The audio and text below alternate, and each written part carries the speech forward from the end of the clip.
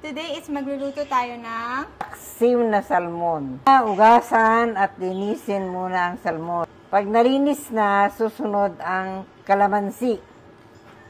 4 na kalamansi. Babad ang salmon sa kalamansi para maalis ang lansa. Sa kawali, maglagay tayo ng bawang at luya. Susunod ang sibuyas. Lagyan natin siya ng suka na 1/4 lang. Paminta, asin. Ang huling-huli natin ilalagay ay ang konting mantika. 1 kutsara lang na mantika. Buksan ang kalan sa medium heat. Tasan ang salmon na minarinate. Hindi natin ilalagay ang kalamansi dahil nandun yung lansa ng salmon.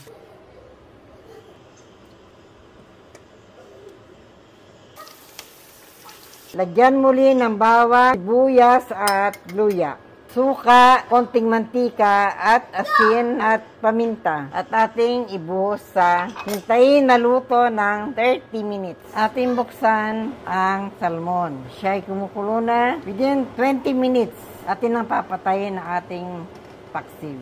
Ating muling takpan. Approve!